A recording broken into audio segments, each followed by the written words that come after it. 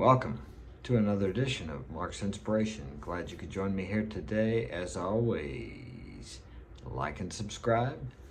Thanks for joining. And it's a beautiful, somewhat sunny, partly cloudy day in St. Louis, Missouri today, and it's going to be warm, 61 degrees Fahrenheit. Hope it's wonderful wherever you are in the world today. Today's topic is going to be escaping reality. I have a listener named Sparty, and he wanted me to touch on escaping reality, fantasy. And he wrote to me and said, I just wanted to know about escaping reality, which means a defensive reaction involving the use of fantasy as of avoiding conflicts and problems of daily living. Now, this is a challenge for me because I believe in denying the evidence of the senses and assuming the wish fulfilled. So there's a fine line between denying the evidence of the senses and seeing only what you want to see and escaping into fantasy and avoiding reality. Here's the reality. If I step out on a road of moving traffic, there's a real good chance I'm going to get hit by a car. Now that's a fact of reality. But how do I ignore the evidence of the senses? Now my senses tell me not to step out into traffic, which is good. Our senses keep us alive. But too many times we look at something, we look at the facts. Facts were created by vision, by imagination, by thinking. It used to be a fact that man could never fly. That was a privilege reserved for the birds. So said the greatest scientific minds of the time. And I'm also sure that the greatest scientific minds of the time could also say, or did say, that man would never go to the moon, but yet we did. Although maybe some of you believe we didn't get there, and I'm not sure if we did or not, but I do believe we're going into outer space.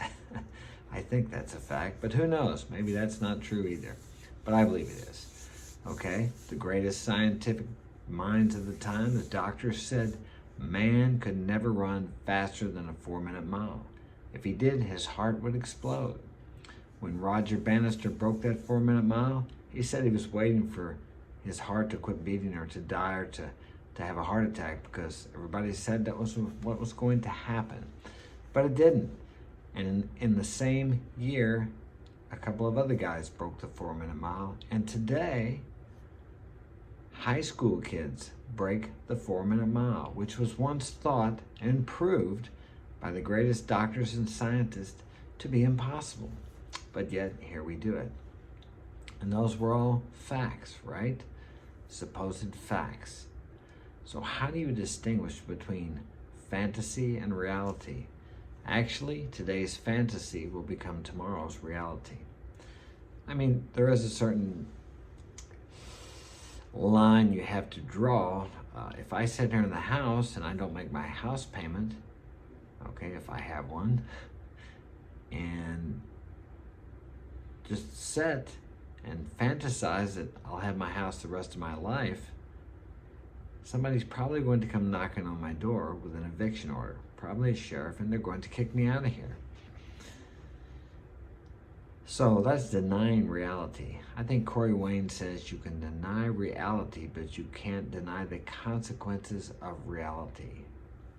So yes, there are people who become delusional and escape into fantasy of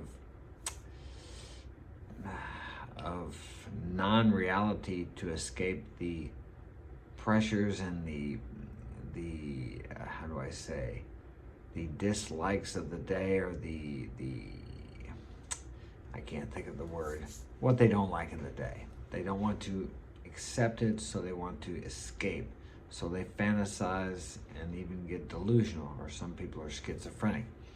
I had a friend once and he was schizophrenic, and I was helping him. And the only difference between him and I was the voices that he heard were audible, but the voices I hear are inaudible. He would hear things like, you're stupid, you could never do that. I used to think things like that. If he made a mistake, he would think, I'm stupid, except he heard someone saying that to him. But we all say that to ourselves sometimes. But as I teach here, or I share here, you don't want to do that. You want to stop that, because it's very important what you say to yourself. I'm having a difficult time here because I know when people escape into fantasy, they live in a world of delusion, but yet there's that fine line where you actually need to deny the evidence of the senses. Not to the point where you're putting yourself in danger, or where you're not paying your bills, or you're not taking care of your responsibilities, but to the point where you're not moved by the evidence of your senses, where the facts of reality do not change the vision within your mind. You don't deny it on the physical plane. You don't deny the evidence of your senses on the physical plane, but in the mental, metaphysical, spiritual plane, you deny it.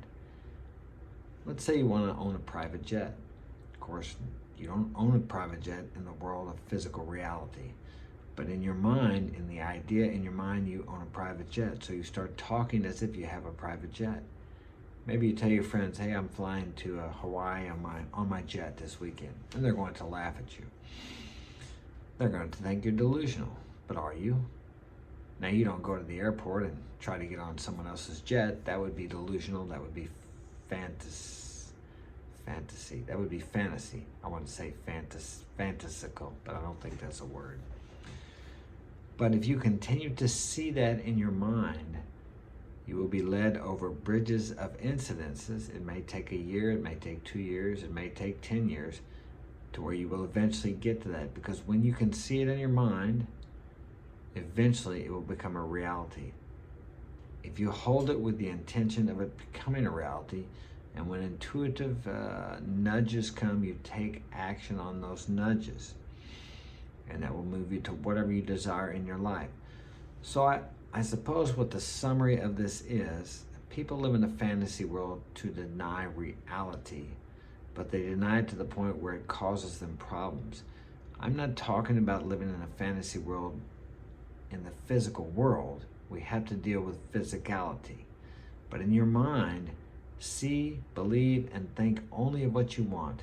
Envision exactly what you want, because you are the king of that kingdom within you. And whatever you envision within your mind, consistently, dominantly think about, will eventually come to pass in your outer world. Whether that be something you fear, or whether it be something you desire, something that you have faith or belief will come to pass. So differentiate between the fantasy and the reality. Live in the world of reality, in the physical world. You have to get up, you have to go to work, if you have a job, to supply your food, to eat, etc., etc. But in your mind, you can live however you want to.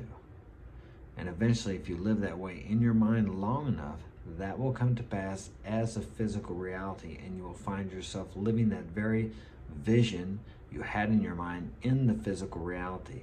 It will become a fact, as people call it in the world today. I hope that has been of help to you. It was difficult for me to explain. Did the best I could. Thanks for joining me, and I will see you tomorrow.